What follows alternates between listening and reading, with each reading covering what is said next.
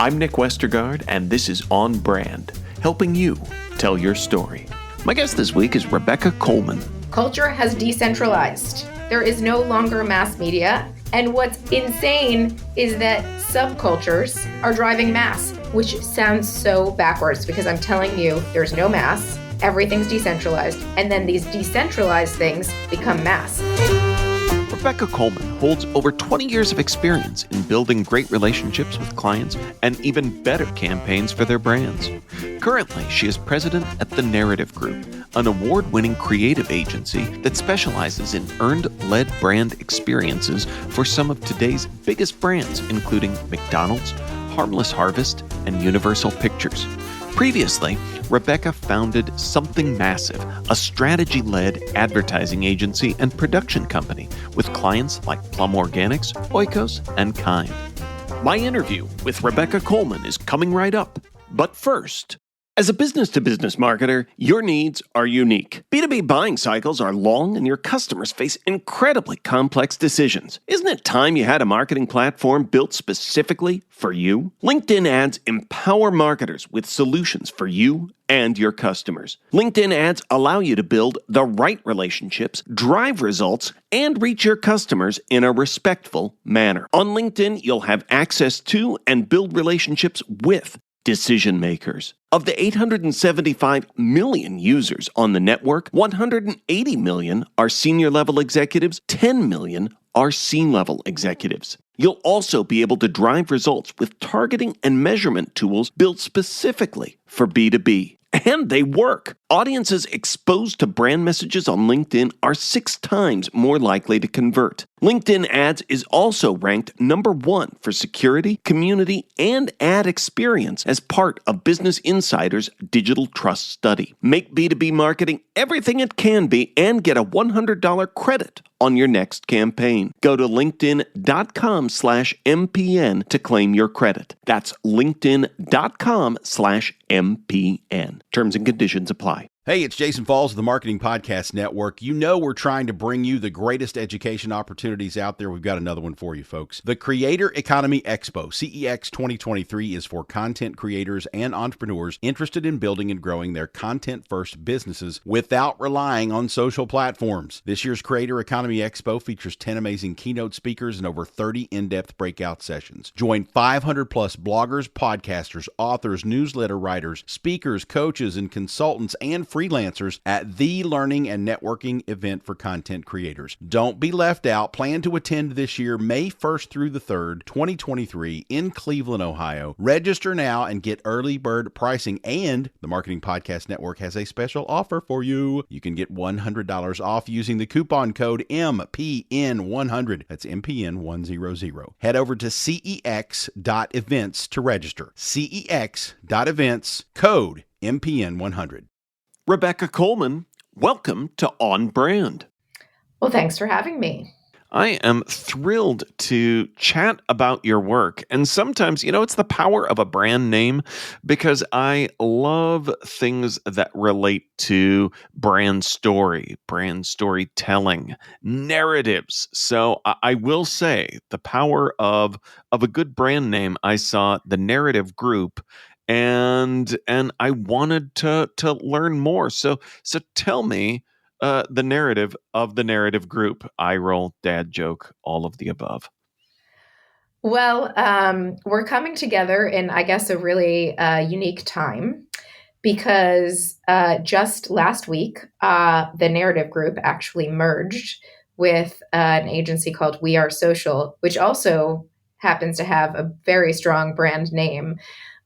So I'm going to add that to my history, and it is not yet in my bio. It's brand new news. So the Narrative Group was started by 2 amazing women founders, Jackie Brockman and Stacy Hoyser. And the 2 of them started it about 10 years ago, really specializing in PR and experiential. And I met Stacy through a women's entrepreneur group. I was running my creative agency that you mentioned, Something Massive. And she and I met through this group, and we talked often because it's pretty rare to have female leaders and founders in the businesses we were both in. And so it was really helpful to have these ongoing meetings together. And during the pandemic, we were talking more and more because things were changing by the day. And as you do in a pandemic, we were having a lot of kind of existential thoughts and conversations and ideas. And we started to think about and talk about what it might look to combine our skill sets and be this like supercharged women-led environment. And so in November of 2020, I joined the Narrative Group as the president. And that earned-led thinking that you mentioned was about this idea, what if we approached advertising creative, which I'd run a creative agency for 10 years, what if we approached advertising creative the way that PR thinks? So with the sort of built-in buzz before you make the campaign. So kind of traditionally, what I had done is, you try to break this strategy, come up with a campaign concept, you bring in PR, you ask them how we can make this buzzy. What if we do it the opposite way? What if we reverse engineer it? And that was our concept. So it's just over 2 years ago, we went out with this concept and we saw explosive growth and tremendous success. And it was a real turning point for all of us. And also the happiest I've ever been in my career, despite having my own agency, was combining with these two other strong women leaders and being able to bring something to market in a distinct way with a new offering. And it was so successful that it caught the eye of the global CEO of We Are Social, which is the largest social agency in the world. And they asked if we could combine in the US to really bring our thinking to the We Are Social family. So as of last week, we are now a part of the We Are Social family. And I've become the CEO of We Are Social in the US. And we're also keeping the Narrative brand. So I'm still the president of the Narrative brand, but we're very excited about sort of how that piece also gets baked into our offering and enables us to collaborate even more with our clients across more areas of their business. Well, through the magic of the internet and a slight delay in podcast scheduling, no one will know that it wasn't always in your bio by the time this is up there. So folks will be able to find that. But that sounds incredibly exciting, and I realize I'm asking about kind of how you're building the plane while you're going down the runway here, but as you talk about bringing that concept of earned-led thinking into the work of We Are Social, what does that look like? How does that work?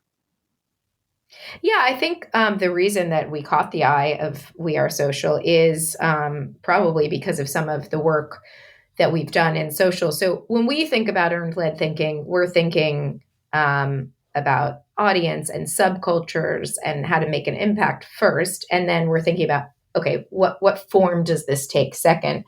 So in some cases, like McDonald's, we've been a part of some really great work that I'm sure you're familiar with. The Travis Scott campaign, the global BTS campaign, most recently the Adult Happy Meal, and the partnership with Cactus Plant Flea Market, which we did. Those sit sort of outside of social, although have a lot of social elements.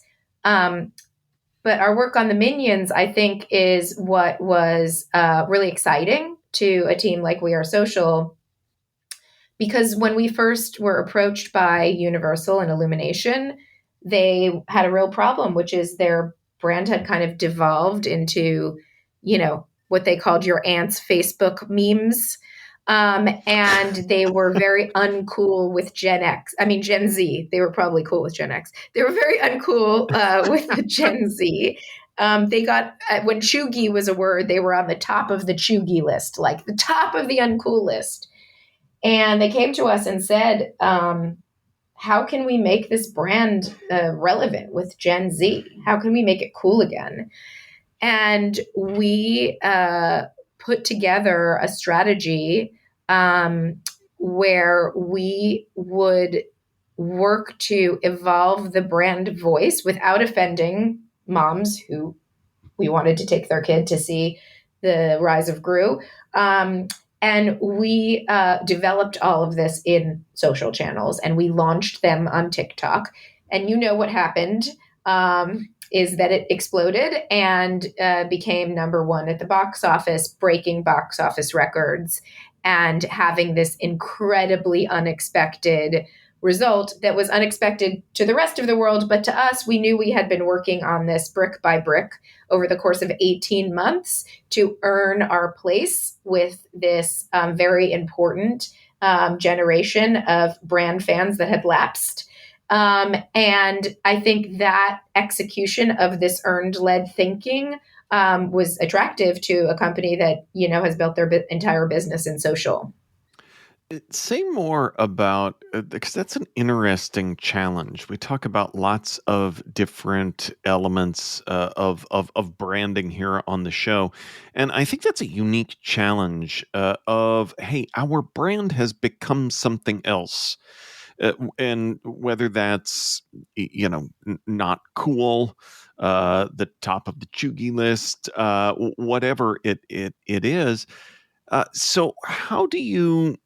What in looking at the strategy, because that's a challenging problem, but it's also difficult to unpack because it kind of can feel a bit like a squishy problem that very much is hard to get your arms around. So where do you start with something like that?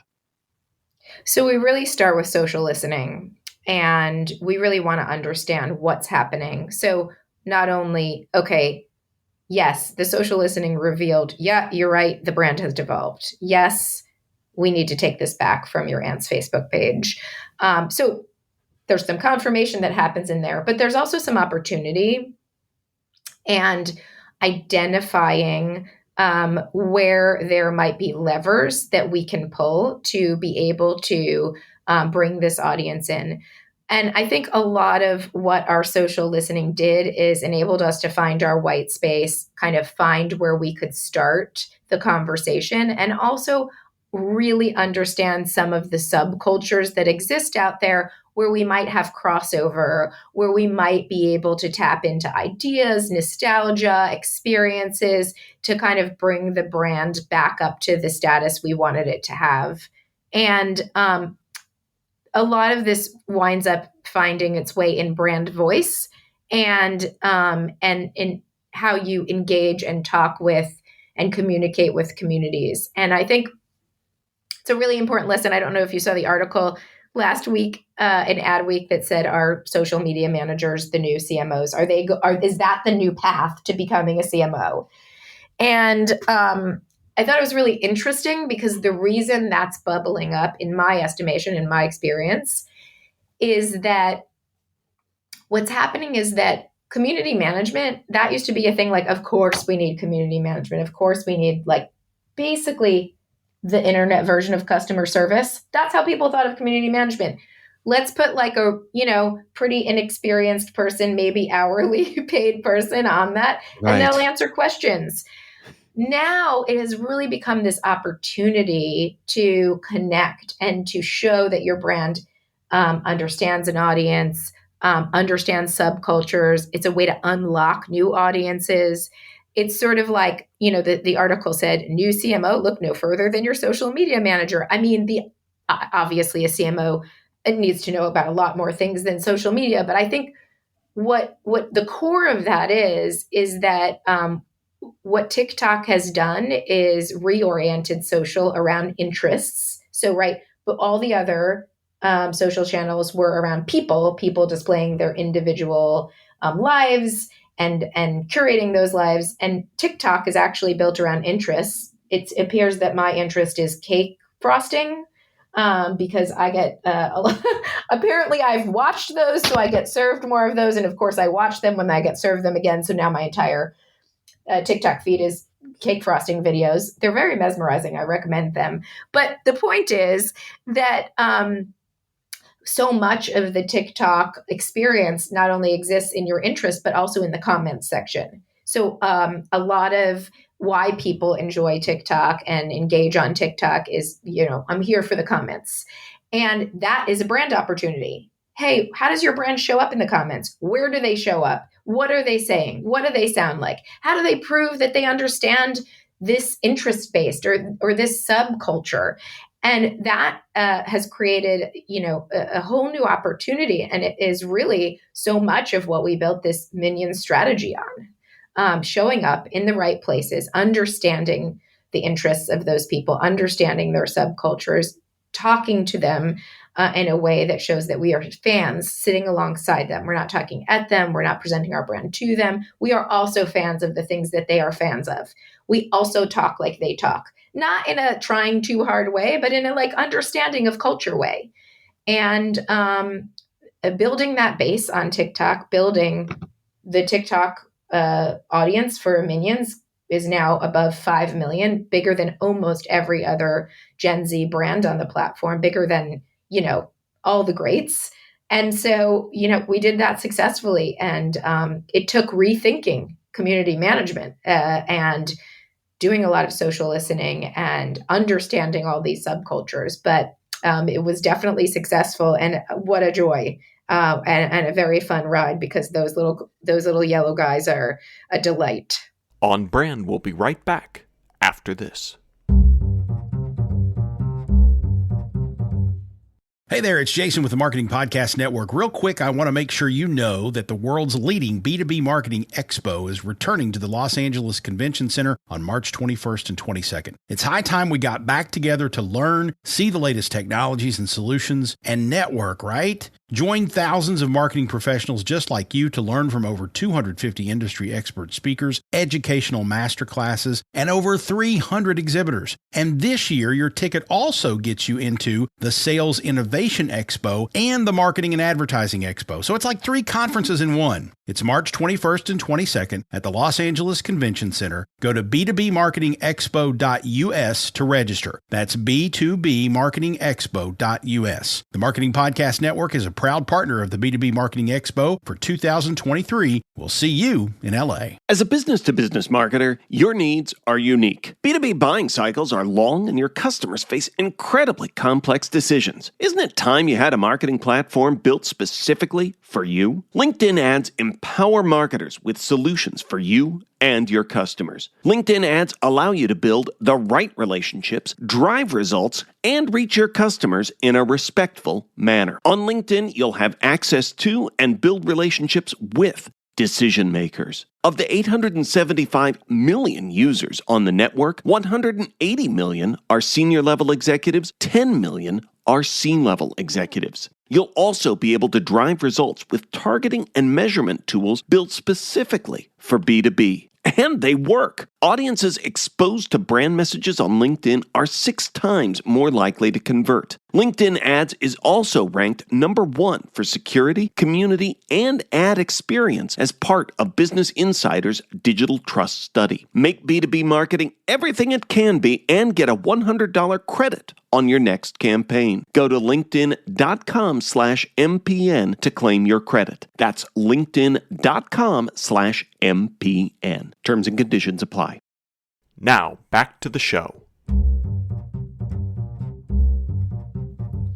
So I want to look at, some of the different pieces that you said. I love how you wrapped that piece all up around showing up in the right places for your communities and the various subcultures and understanding your interests. And I think it kind of ladders up to that bigger thing, how you kind of framed all of this around the Adweek piece on community management, because it is understanding interest in a way that I think maybe again lots of different CMO responsibilities out there, but typically when we've looked at the landscape, it's not always included understanding interest level subculture in a way like you've just talked about. So it does kind of, beyond what we're doing on this network, it does change kind of the marketing organization as well. Would you agree? 100%. Things have changed. And, if you saw a presentation from us, how we sort of get to this idea of earned led thinking, like, any great presentation kind of puts the problem out first, right? And then we Yeah. say, hey, we're the solution. The problem we put out is culture has decentralized. There is no longer mass media. And what's insane is that subcultures are driving mass, which sounds so backwards because I'm telling you, there's no mass. Everything's decentralized. And then these decentralized things become mass. And I'm going to give you the example where I think the world woke up to this. And where the world woke up to this is when a subreddit was able to just knock Wall Street off its socks by saying, hey, we know these guys are going to try to short this GameStop stock, and we're going to mess with them. And they did it successfully. And then they did it again with another stock, AMC. And then the world was like, wait a second, what just happened? How did a subreddit create this much unexpected chaos? And how it did is that was the world waking up to how these subcultures can drive mass because they gather together and they have an objective and they have an idea and they're like-minded and they want to make an impact and be seen and heard and we as marketers need to understand that it is a new lesson because there are new mediums. But in a way, isn't it an old lesson? Isn't it like, you look at Zappos built their entire business on, they said that we're not a shoe company. We just happen to sell shoes. We're a customer service company. I mean, Southwest, which is not everybody's favorite right now because of the recent disaster, but like they also built their business on really kind of breaking down, like, who are these subset of customers we could be talking to and what would they like? What are they looking for? Less expensive flights, efficiency. Like, they don't care about these things that everybody else cares about, like, upgrading to fancy seats or picking their seats. And so they created an entire, a brand on this. I think some of it is like super traditional thinking, but you have to apply it to this new age and really, really understand it. And I think those subcultures are a big key to how you kind of earn your way in. And you have to recognize that they can drive, they may seem small in the grand scheme compared to doing a Super Bowl commercial, but they really can drive the numbers that you need because when they come in mass and they all participate. It's not like you're only getting 1% of them. It's a movement that happens. That's what happened with Minions, right? There was a movement of kids in groups, in suits, going to a movie. It was mass, but came from like little subcultural things we did. I think that is so powerful. It makes me think, I was actually talking with a group yesterday in higher ed, and they asked a question of like, what's the biggest mistake you see made in higher ed? And as I mentioned, the mistake of trying to be everything to everyone, it's what they didn't know is I did say this. It's my really go-to answer everywhere because I think it applies everywhere, and it's the same thing you're talking about. It's gets back to the in your presentation deck earlier of cultures decentralized, and I think we have not necessarily gotten up to speed in terms of marketing to that and understanding who our people are, who the subcultures are. So as folks out there are listening and thinking, yes, this is exactly what we're doing wrong, where do you start with finding your brand's subculture? Yeah, I mean, some of it is, we did social listening. These things bubbled up, right? These things, Right. there are these little mentions like for instance, we work with this brand called Harmless Harvest. It is a coconut water brand, and it has kind of a cult following.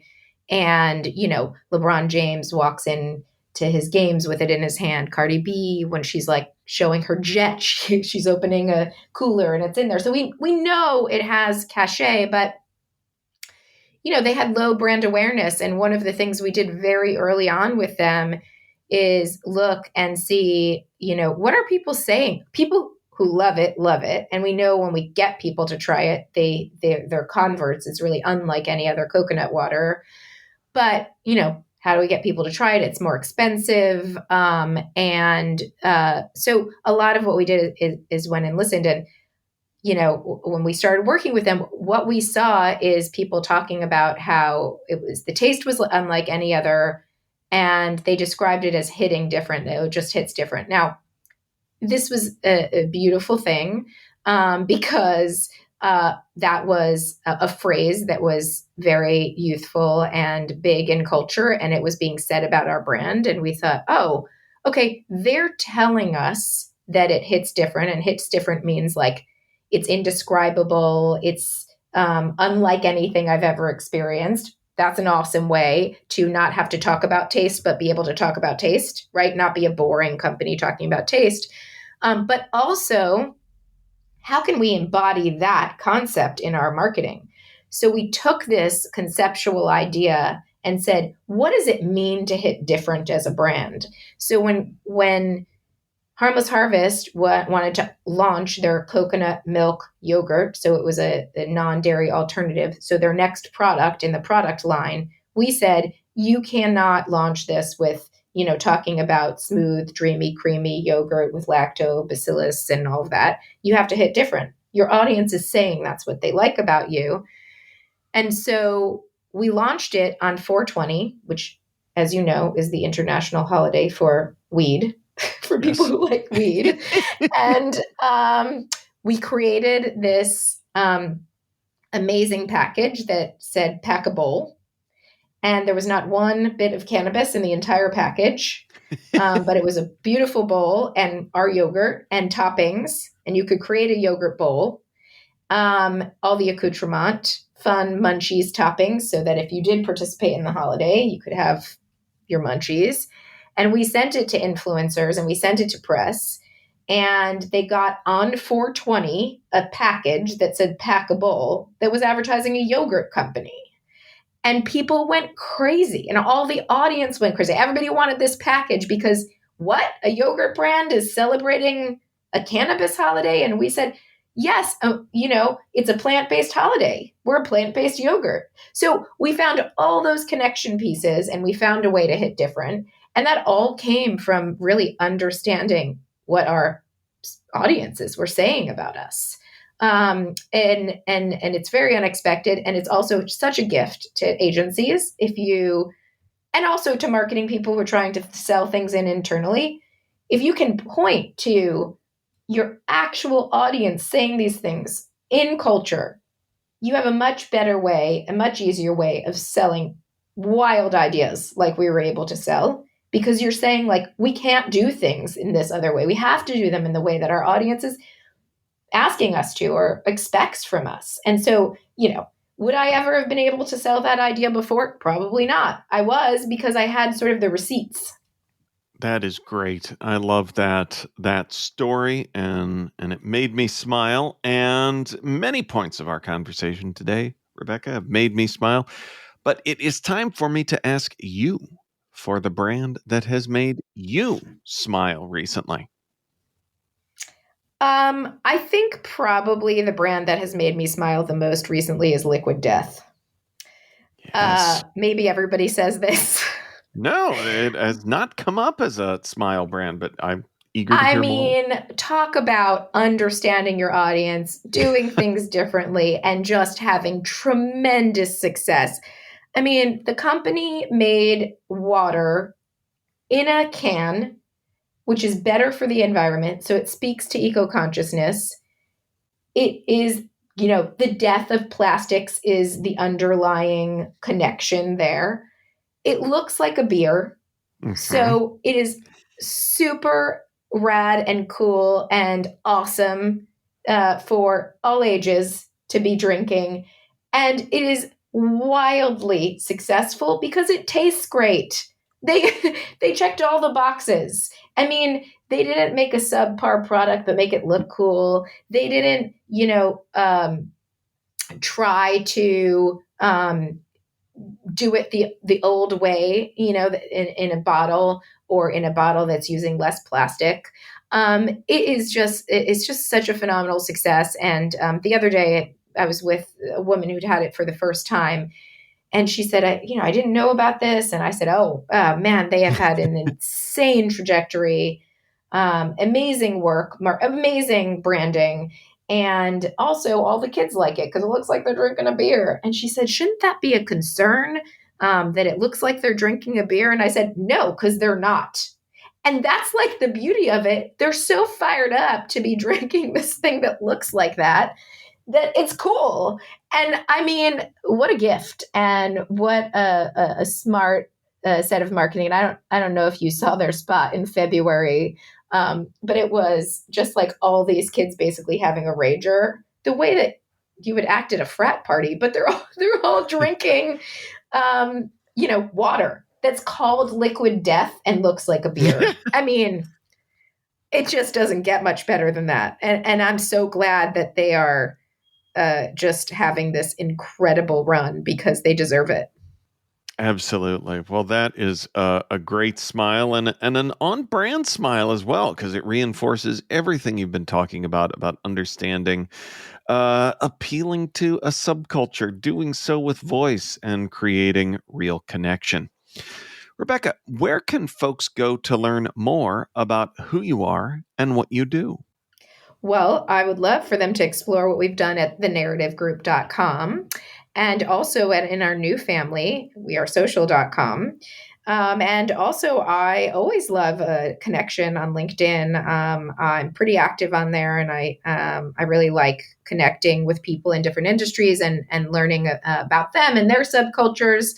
So hit me up there. It's my son tells me it's a very boomer social media, but I really love it. I'm on all the others, but I think in this context, it's a good one because I love meeting new people and hearing about their industry and learning more about finding ways to work together. Awesome. Well, we will link up to all of that in our show notes, which folks can find at onbrandpodcast.com. Rebecca, thanks for being on brand with us. Thanks for having me. It was a joy. On Brand is part of the Marketing Podcast Network. If you like what you're hearing, if we've made you smile, you can always listen free on Spotify, Apple Podcasts, or whatever your favorite platform may be. And please take a moment and rate and review the podcast to help others find the show. Until next week, I'm Nick Westergaard, and I'll see you on the internet.